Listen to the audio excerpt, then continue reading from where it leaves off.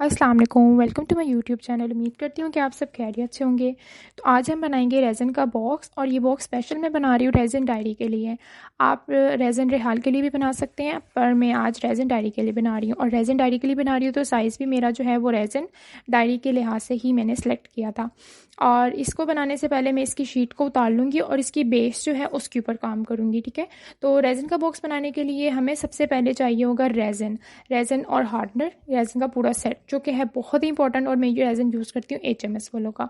उसके बाद हमें चाहिए होंगे कुछ plastic cup and spoons, measuring scale आपने मेक श्योर करना है कि आपका मेजरिंग स्केल सही से काम कर रहा हो, नहीं तो आपकी रेज़न की मेजरमेंट ख़राब हो सकती है।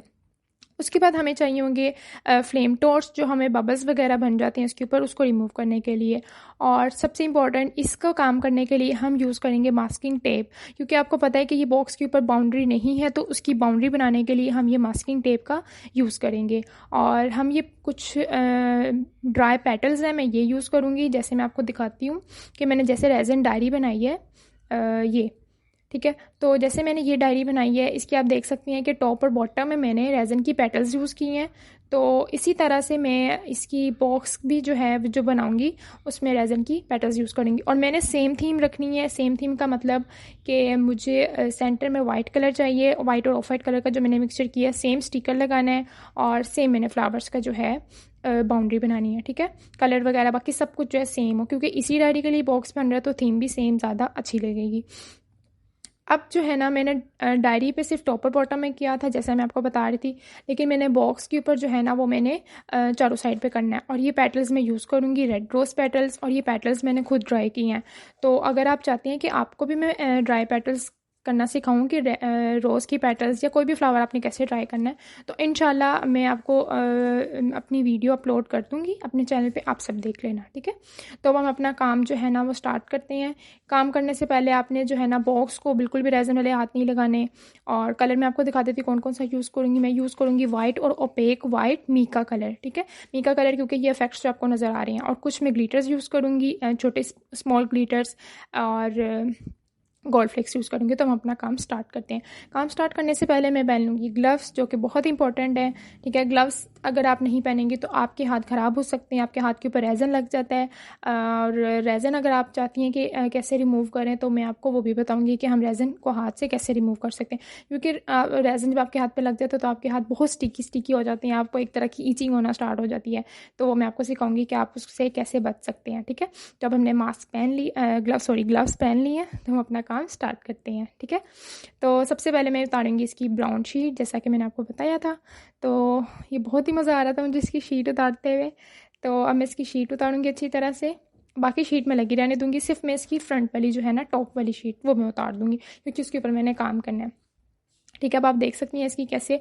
और ये एक्रेलिक का हमारे पास बॉक्स है। एक्रेलिक एक्चुअली प्लास्टिक की ही एक टाइप है, लेकिन प्लास्टिक जो है ना वो थोड़ी सी लो क्वालिटी में आ जाती है, और एक्रेलिक थोड़ी सी हाई क्वालिटी में आ जाता है। जैसे कि आपको पता होगा कि एक्रेलिक की आजकल wedding trace, thumb impression trace वगैरह भी बहुत ज़्यादा इन है। तो अब जो ये मास्किंग टेप है, मास्किंग टेप से हम बनाएंगे इसकी बाउंड्री, ताकि जब रेज़न इसके अंदर हम पोर करें तो बाउंड्री बन जाएगी। तो उससे ये होगा कि जो रेज़न हम पोर करेंगे वो लीक नहीं होगा। साइड से हमारे पास जो है ना वो इसके रेज़न ड्रिप्स नहीं बनेंगे, ड्रॉप्स वगैरह, मतलब साइड से गिरेगा नहीं।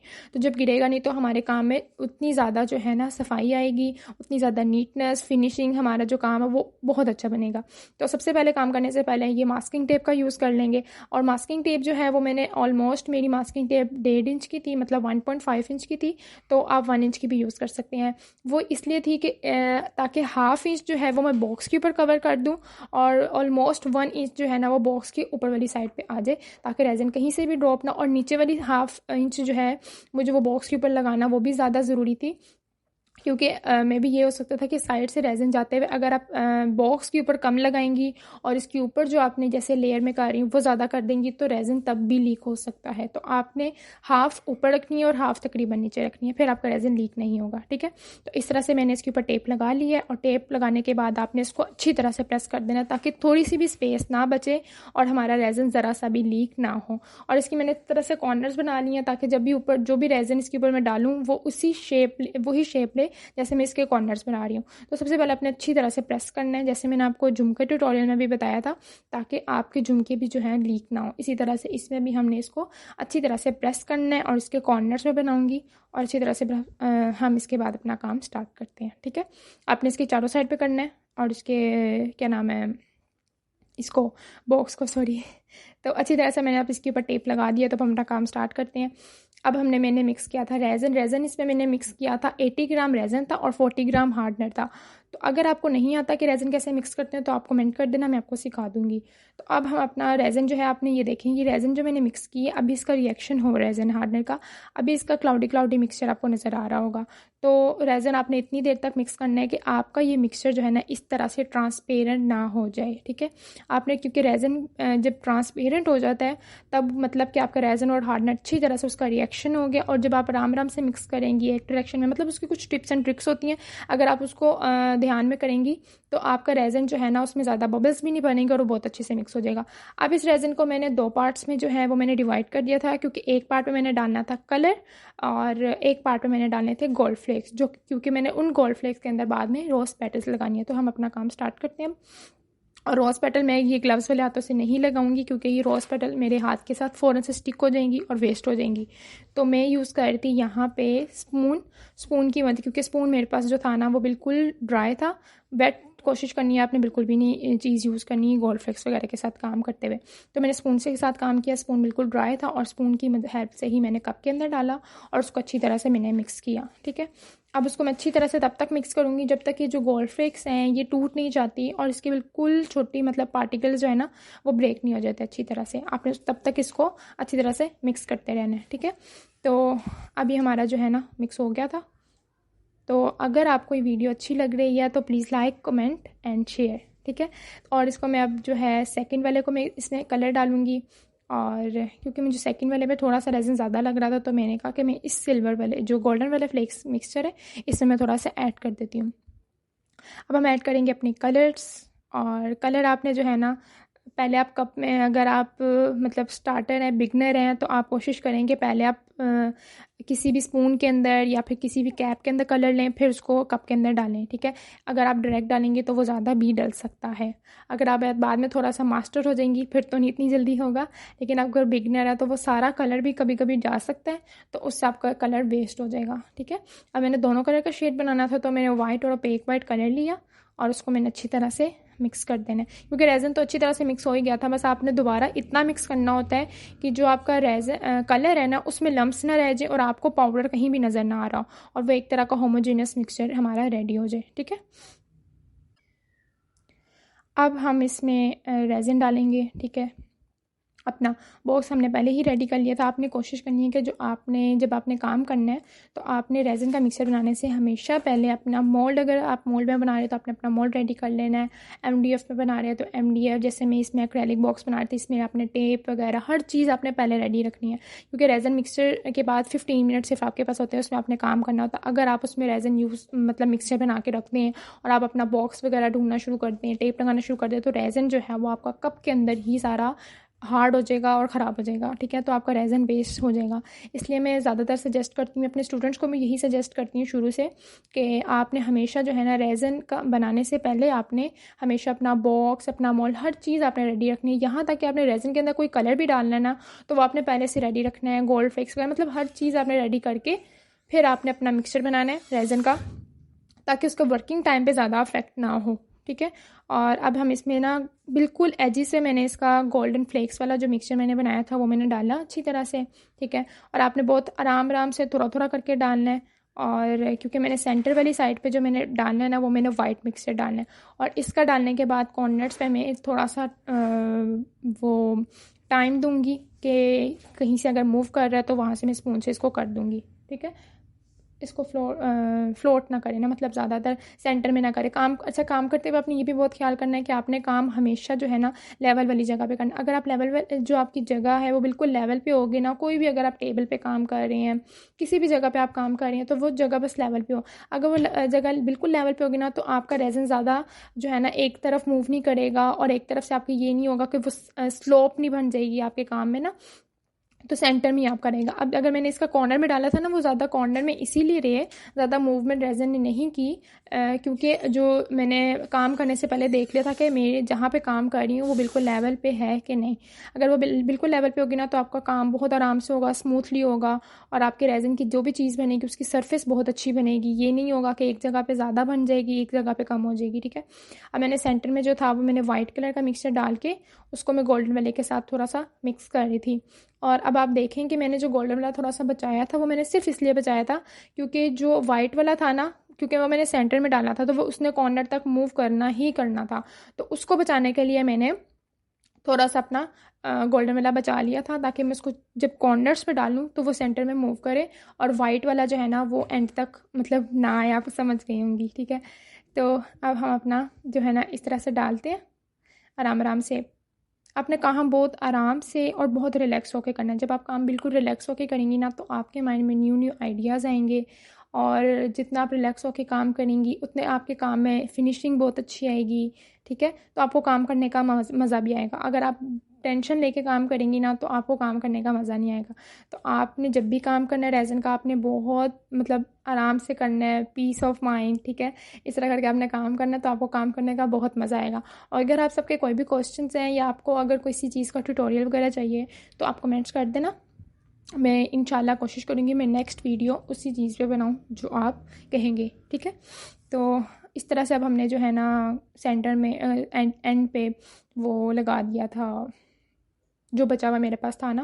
तो अब आपने जो बबल रिमूवर गन है ना, वो आपने फ्लावर्स की बात नहीं करनी, तो आपने कोशिश करना है अभी कर दें, लेकिन अभी भी नहीं करनी, ठीक है। क्योंकि ये जो रेज़न है ना कॉर्नर से वो लीक कर सकता है टेप से, तो आपने इसको तकरीबन 5 to 10 मिनट्स का स्टे देना है, ठीक है। और उसके बाद आपने बबल रिमूवर गन करनी है, ताकि जो है ना तब आप करेंगे ना, शुरू शुरू में ये होता है कि अगर आप फ़ौरन से बबल बस्टर कर दें ना फ्लेम टॉर्च, तो वो रेज़न फ़ौरन रनी रनी हो जाता है, तो वो वाइट और गोल्डन फ़ौरन मिक्स होना शुरू हो जाता है, ये साइड से में भी लीक कर जाता है टेप से। तो मैंने इसलिए फ़ौरन से यूज़ नहीं किया, मैंने 10 मिनट का स्टे दिया। और उसके बाद ये हुआ कि तब तक जो है ना वो मेरा रेज़न थोड़ा सा हार्ड हो गया था, और कुछ बबल्स जो बड़े बबल्स होते हैं ना वो सरफेस पे आके खुद ही पॉप हो जाते हैं। जो छोटे बबल्स होते हैं ना उसके लिए फिर मैंने जो है ना फ्लेम टॉर्च यूज़ कर ली। और फ्लेम टॉर्च आपने कोशिश करनी है कि आपने फ्लावर्स डालने से पहले यूज़ करनी है। फ्लावर्स के ऊपर अगर आप फ्लेम टॉर्च यूज़ करेंगी तो फ्लावर्स आपके जल सकते हैं, ठीक है। तो अब हम लगाते हैं फ्लावर्स। फ्लावर्स लगाने से पहले मैंने जो स्पून है, एक दफ़ा जो था ना मेरा प्लास्टिक का स्पून, उसको मैंने रेज़न में डिप कर दिया ताकि जो स्पून है वो तरह वेट हो जाए और फ्लावर्स मेरे आराम से जो है ना उसके साथ स्टिक हो जाए। तो अब मैं सारे फ्लावर्स लगा के मैं आपको बताती हूँ। इस तरह से ना अब आपने बस मैं जल्दी जल्दी, क्योंकि वीडियो की स्पीड मैंने ज़्यादा कर दी है ताकि आपका टाइम ज़्यादा वेस्ट ना हो, लेकिन आपने फ्लावर्स आराम आराम से ही लगाने हैं, ठीक है। वो गोल्डन वाला जो मिक्सर मैंने डाला था उसका यही मकसद था कि थोड़ा सा नीचे से ट्रांसपेरेंट मुझे लुक का है, और जब मैं फ्लावर्स डालूँ तो वो बिल्कुल मुझे ऐसा ना लगे कि मैंने बिल्कुल ट्रांसपेरेंट रेज़न के अंदर फ्लावर्स डाल दिए।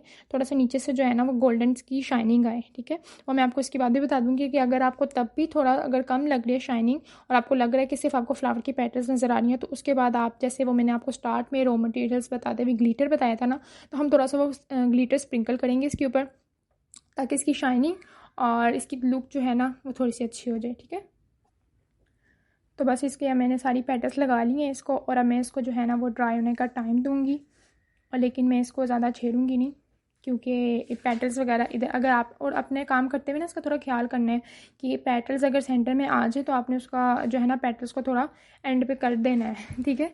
ये नहीं कि आपने उसको बिल्कुल छोड़ देना 24 घंटे के लिए। आपने उसके पेटल्स को जो है ना स्पून से पकड़ के, या अगर आपने ग्लव्स पहने हुए तो हाथ से आपने ना उस पेटल को या तो निकाल लिया अगर ज़्यादा ख़राब हो गई है, और अगर ज़्यादा ख़राब नहीं हुई तो आपने उसको कॉर्नर पर कर देना। अब बबल्स जो मैं फ्लेम टॉर्च यूज़ करी ना वो आप देखिए बिल्कुल सेंटर में यूज़ करी हूँ, सेंटर में इसलिए करी, कॉर्नर पे बिल्कुल भी नहीं करना।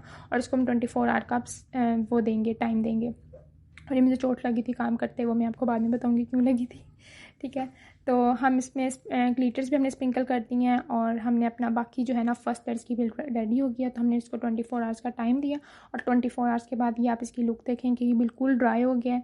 फ्लावर पेटल्स भी आपको बिल्कुल ड्राई हो गई हैं। अच्छा, कुछ पेटल्स है ना, क्योंकि वो कुछ पेटल्स हमारे पास बिल्कुल प्रेस वाली नहीं है, ये मैंने खुद ड्राई की थी, तो इसको हम ना इस पेटल्स को अब इस तरह की लुक देनी है, क्योंकि मैं नहीं चाहती कि जब मैं इसके ऊपर फाइनल लेयर करूँ तो मुझे ऊपर से नज़र आए या फिर ना थोड़ा सा भी अजीब सा लगे। तो मैं उससे बचाने के लिए ना इसके ऊपर यूज़ करूँगी सैंड पेपर। सैंड पेपर से इसके जो एक्स्ट्रा पेटल्स ऊपर होंगी ना वो सारी रिमूव हो जाएंगी। तो इस तरह से आपने सैंड पेपर से काम करना है, अच्छी तरह से आपने इसकी पेटल्स को ना करना है, ताकि जब आप इसकी फाइनल लेयर करें तो वो पेटल ज़्यादा ऊपर ऊपर नज़र ना आए रेज़न की लास्ट लेयर के, और काम आपका ना थोड़ा नीट लगे। और अब इसके ऊपर मैंने जो है इसकी टेप भी उतार दी थी। टेप उतारने के बाद अब बिल्कुल, क्योंकि इसके कॉर्नर्स कभी कभी ना बिल्कुल वो हो जाते हैं, क्या कहूँ मैं, थोड़ा सा हाँ शार्प हो जाते हैं, इसके कॉर्नर्स ना थोड़े से शार्प हो जाते हैं। तो वो शार्प जब हो जाते हैं इसके ऊपर हम लेयर रेज़न की लेयर भी कर देना, लेकिन वो शार्प रहते हैं, जब आप पकड़ेंगी ना तो वो थोड़ा सा अजीब अजीब सा लगता है। तो इसके कॉर्नर्स को मैं थोड़ा स्मूथ करने के लिए मैंने उसके ऊपर जो सैंड पेपर थी ना वो मैंने यूज़ किया। आप ड्रिल मशीन से भी कर सकती हैं, मैं आपको ड्रिल मशीन से भी सिखा दूँगी। अब इसके ऊपर हम यूज़ करेंगे स्टिकर, विनाइल स्टिकर। जैसे मैंने आपको डायरी बताई थी ना, सेम इसके ऊपर भी मैंने वही जो है ना वो स्टिकर लगाना था। एक्चुअली ये वाला जो स्टिकर था ये एक्चुअली था उसका बुक थी किसी की ना, पब्लिश हुई थी। तो ये स्पेशल डायरी भी उन्होंने उसी के लिए बनवाई थी, तो बॉक्स भी उन्हीं का था। तो वो चाहती थी, जो मेरी कस्टमर थी, कि बॉक्स के ऊपर भी यही स्टिकर लगे, नाम जो नेम है, और उसके ऊपर भी, डायरी के ऊपर भी यही लगा। तो मैंने उनसे कहा कोई मसला ही नहीं है, मैं आपको बना दूँगी जैसे आप कह रही हैं। तो ये सारा डिज़ाइन जो था ना ये मेरा था, बस वो मुझे मेरी कस्टमर ने ये कहा था कि मुझे फ्लावर ज़्यादा चाहिए। अच्छा, मैं आपको यहाँ पे ना एक इंपॉर्टेंट बात बताती हूँ। सबसे पहले जो सबसे ज़्यादा इंपॉर्टेंट है कि अब हमने टेप तो उतार दिया, तो आप सबका ये क्वेश्चन होगा कि आप भी तो रेज़न लीक कर सकते हैं ना। तो उस रेज़न को लीक से बचाने के लिए हम ये यूज़ करेंगे लेटेक्स। जो लेटेक्स होता है ना वो है एक तरह का, हमारे पास रबर होता है, लेकिन अगर आपके पास लेटेक्स नहीं है तो आप उसकी जगह पर जो वाइट ग्लू होती है ना, जो हम लकड़ी वगैरह पर यूज़ करते हैं, अब वो भी यूज़ कर सकती हैं। तो इस पर आपने अच्छी तरह से लेटेक्स लगा देना है, ठीक है। और आपने ये लाजमी ख्याल करना है कि आपने अपने बिल्कुल भी गंदे हाथ जो है ना वो रेज़न बॉक्स पे नहीं लगाने, खासतौर पे रेज़न वाले, वो साइड से आपका बॉक्स सारा ख़राब हो जाएगा। अब जो मैंने सैंड पेपर किया था उसको मैंने अच्छी तरह से ऊपर से साफ़ कर लेना है, ठीक है। और साफ़ करने के बाद ये है कि वो कुछ पाउडर होता है, उसका रेजिड्यू आप कह सकते हैं, वो पाउडर को अपनी अच्छी तरह से साफ़ कर लेनी, तो आपकी लास्ट लेयर के ऊपर ना सारा वो पाउडर आ जाएगा।